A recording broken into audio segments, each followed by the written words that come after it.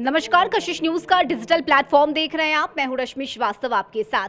झारखंड में 18 अक्टूबर से पहले फेज के लिए नामांकन की प्रक्रिया शुरू हो रही है, लेकिन अभी तक ना तो एनडीए की तरफ से और ना ही इंडिया गठबंधन की तरफ से सीटों के बंटवारे को लेकर घोषणा की गई है। कौन प्रत्याशी होंगे, कौन कहां से चुनाव लड़ेंगे, किसी भी तरह की कोई जानकारी नहीं दी गई है। लेकिन आज अपने इस वीडियो में हम आपको बताएंगे कि आखिर 2024 में होने वाले झारखंड के विधानसभा चुनाव को लेकर इंडिया गठबंधन की क्या तैयारी है और किस फॉर्मूले के तहत आखिर इस बार सीटों का बंटवारा किया जाएगा। आपको याद दिला दें कि साल 2019 में जेएमएम ने 43 सीटों पर चुनाव लड़ा था। वहीं कांग्रेस की बात करें तो कांग्रेस ने 31 सीट पर और आरजेडी को 7 सीटें दी गई थी। लेकिन 2024 में क्या बदलने जा रहा है और आखिर इन तीनों के अलावा क्या कोई और भी दल है जो इस बार इंडिया गठबंधन में शामिल होंगे, ये सब कुछ आपको बताएंगे। तो इस वीडियो को अंत तक जरूर देखिएगा और मेरे साथ वरिष्ठ सहयोगी आशुतोष मिश्रा हैं, उनसे जुड़ेंगे, बातचीत करेंगे और एक एक चीज आपको समझाएंगे। तो मेरा पहला सवाल तो आपसे यही रहेगा कि इस बार 2024 के लिए इंडिया गठबंधन का फॉर्मूला क्या रहने वाला है सीट के बंटवारे को लेकर।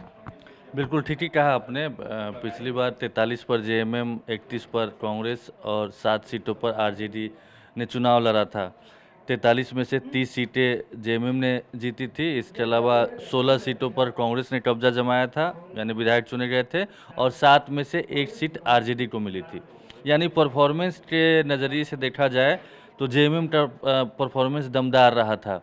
वहीं कांग्रेस का तकरीबन 50% का रेशियो रहा था जीत का, और आरजेडी का बहुत ही खराब स्ट्राइक रेट रहा था।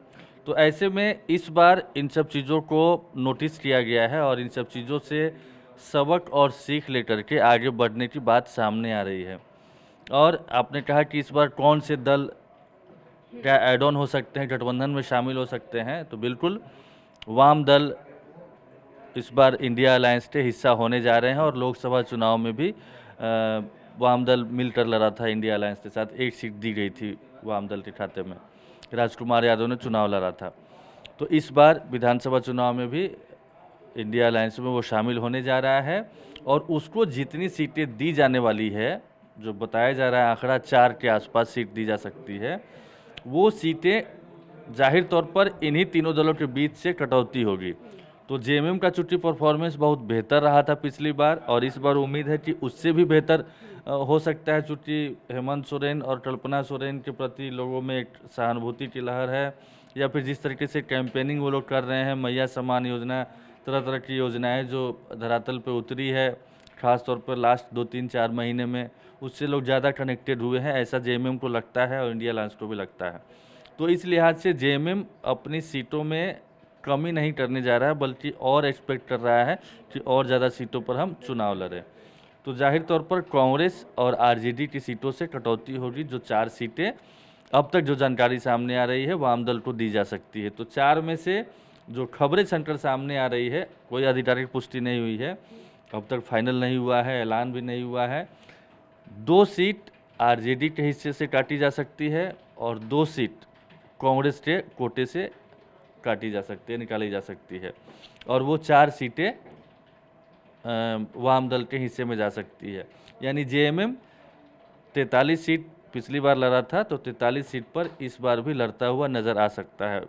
एक फॉर्मूला और सामने आ रहा है जिसमें आसानी से, जैसे बिहार में भी हुआ था, जेएमएम अपने कोटे से और कांग्रेस अपने कोटे से वाम दल को एडजस्ट करने की बात हो रही है। यानी कि जेएमएम अपने कोटे से वाम दल को एडजस्ट करेगा और कांग्रेस अपने कोटे से आरजेडी को सीटें देगी। तो इस तरीके से कहा जाए तो जेएमएम के कोटे में 47 सीटें आ रही है और कांग्रेस के कोटे में 29 और 5 जो कहा जा रहा है कि आरजेडी को, यानी कि 34 के आसपास में। हालांकि कांग्रेस अकेले चाह रही है इस बार कि 33-34 सीटें चाहिए, चूँकि पिछली बार 31 में से 16 विधायक चुन कर के आए थे, बाद में एक विधायक की सदस्यता रद्द हो गई थी और वहाँ उपचुनाव हुआ था, तो आजसू के कैंडिडेट जीते थे वहाँ से, लेकिन बाद में जेबीएम से टूट कर भी 2 आए थे। तो इस लिहाज से फिलहाल 17 कांग्रेस के विधायक हैं।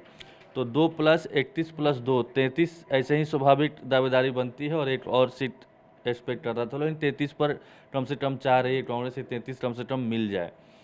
तो मिलने नहीं जा रही है 33, ऐसी जानकारी सामने आ रही है। कांग्रेस चूंकि 4 सीट एडजस्ट करना है तो कटौती कहाँ से हो रही, तो जहाँ परफॉर्मेंस, हाँ, सीटों की अदला बदली जरूर होने जा रही है और वो बड़े पैमाने पर खबर सामने आ रही कि हो सकती है, यानी एक्सचेंज जहाँ पे कांग्रेस का परफॉर्मेंस खराब रहा है वहाँ पर जेएमएम या फिर वाम दल के हिस्से में वो सीट जा सकती है। आरजेडी का स्ट्राइक रेट खराब रहा है, आरजेडी के उम्मीदवार ने पुअर परफॉर्मेंस किया है, तो वो सीट कांग्रेस के खाते में, आरजेडी के खाते में या वाम दल के खाते में जा सकती है। वैसे ही जेएमएम भी कुछ सीटों पर जेएमएम का प्रदर्शन भी उतना अच्छा नहीं रहा है, तो वो सीट भी अगर कांग्रेस के उम्मीदवार वहाँ पर मजबूत हैं तो वो कांग्रेस के खाते में जा सकती है। ऐसी भी बातें चल रही है और तकरीबन खाका तैयार कर लिया गया है। आज से कल में बैठक होने वाली है और अगले 24 घंटे के अंदर ऐलान भी संभव है। वैसे कांग्रेस के जो गुलाम अहमद मीर है, चुनाव घोषणा के बाद पहली बार रांची आए हैं, तो उन्होंने कहा है कि 19 तारीख को हम अपने उम्मीदवारों की पहली लिस्ट जारी करेंगे। लेकिन सब लोग वैसे ही खबर सामने आ रही है कि आज किसी भी वक्त बीजेपी अपनी लिस्ट जारी कर सकती है, पहले फेज का कहें या फिर पहली लिस्ट का है। तो जाहिर तौर पर जब लिस्ट जारी होगी तो एनडी अलायंस में भी, एनडीए में भी जो गठबंधन के सहयोगी दल है उनको भी कितनी कितनी सीटें दी जा रही है, इस पर भी मुमकिन है कि आज ही ऐलान हो। बिल्कुल, लेकिन आशुतोष जी, 2019 की जो परिस्थिति थी झारखंड में और अब जो 2024 में है वो बहुत अलग है। खासकर हेमंत सोरेन के जेल से आने के बाद जो एक सिंपैथी वोट बैंक है झारखंड में, वो भी हेमंत सोरेन और कल्पना सोरेन की तरफ है। तो ये भी एक वजह हो सकती है कि जेएमएम की ये कोशिश होगी कि ज़्यादा से ज़्यादा सीट पर हम अपने उम्मीदवार को उतारें। दूसरी तरफ अगर हम कांग्रेस की बात करें तो जिस तरह से राजस्थान में, हरियाणा में या फिर मध्य प्रदेश में कांग्रेस का खराब प्रदर्शन रहा, क्या उसका इफेक्ट भी झारखंड में देखने को मिल सकता है? क्या कांग्रेस को बैकफुट पर जाना पड़ सकता है? और क्या अगर कम सीट दी जाती है कांग्रेस को तो क्या उतनी सीट पर मानना होगा? ये बहुत सारे सवाल भी हैं जो जनता भी जानना चाहेगी। बिल्कुल, हरियाणा और जम्मू कश्मीर का भी कह सकते हैं, क्योंकि महज 6 सीट जम्मू कश्मीर में कांग्रेस को मिली है। हालांकि गठबंधन में एनसीपी थी कांग्रेस, तो सरकार जरूर बनी है लेकिन उस सरकार में शामिल भी नहीं हुई है। बाहर से समर्थन उमर अब्दुल्ला की सरकार को कांग्रेस दे रही है। कांग्रेस उस स्थिति में नहीं है आज की तारीख में कि वो बहुत ज़्यादा बार्गेन कर सके या अपनी बातें मनवा सके, जितनी सीटें चाहिए उतनी झटक सके, ले सके। और यहाँ भी झारखंड में भी ऐसा ही होने जा रहा है और ये कई राउंड की जब बातचीत हुई है उसके बाद तकरीबन ये तस्वीर साफ है कि कांग्रेस को उतनी सीटें बिल्कुल नहीं मिलने जा रही है, बल्कि उसमें कटौती होने जा रही है। और जो हम लोग आंकड़ा पेश कर रहे हैं उसके अनुसार भी वही है कि कांग्रेस की सीटें कम होने जा रही है। रही बात कि सहानुभूति और जेएमएम के पक्ष में जो माहौल बनने की जो बात की जा रही है, तो जेएमएम जरूर चाहता है, और अगर वाम दल पार्ट नहीं बनता, इसमें ऐड ऑन नहीं होता, तो फिर जेएमएम 43 से 47 48 सीटों पर भी चुनाव लड़ सकता था इस बार, यानी कि इन दोनों दलों से तब भी कटौती होती इस बार सीटों की। वैसे खबर ये तक चल रही है कि जैसे ही बीजेपी या एनडीए अलायंस की तरफ से सीटों का ऐलान होता है, गठबंधन का ऐलान होता है और उम्मीदवार फाइनल होते हैं, तो कई ऐसे जो खुद को मजबूत उम्मीदवार मानते हैं या फिर एनडीए या इंडिया अलायंस मानता है कि वो मजबूत उम्मीदवार हो सकते हैं, उनसे संपर्क भी साधने की कोशिश हो रही है और वो लोग भी संपर्क साधने की कोशिश कर रहे हैं कि हमको आप यहाँ से उतारिए। तो अगर वो लोग आ जाते हैं तो ऑटोमेटिकली जहाँ पर कांग्रेस के पास उम्मीदवार नहीं है या जेएमएम कमज़ोर रहा है वहाँ पर मजबूत प्रत्याशी मिल सकते हैं, तो फिर टक्कर भी जोरदार देखने को मिल सकती है। पिछली बार जिन सीटों पर जेएमएम हारा था, पिछली बार कई सीटों पर बहुत खराब ही परफॉर्मेंस रहा है, चूँकि सारी सीटों पर 81 सीटों पर जेएमएम का जनाधार नहीं है। ग्रामीण इलाकों में ज़बरदस्त तरीके से जेएमएम की पैठ है, लेकिन शहरी इलाकों में और कुछ खास पॉकेट में जेएमएम बहुत कमज़ोर स्थिति में, संगठन कमज़ोर है। हालांकि 2019 के मुकाबले इस बार मजबूत जरूर हुआ है और तेज़ी से, यानी जेएमएम जब से झारखंड गठन हुआ है तब से लगातार वोट परसेंटेज से लेकर के सीटों में भी इजाफा होता जा रहा है जेएमएम का। और हेमंत सोरेन ने खास तौर पर जब से मतलब एक्टिव पॉलिटिक्स में आए हैं, शिबू सोरेन के बाद से कार्यकारी अध्यक्ष बने हैं या फिर डिप्टी सीएम और सीएम दूसरी बार बने, तब से और ज़्यादा मतलब सफलता मिली है जेएमएम को।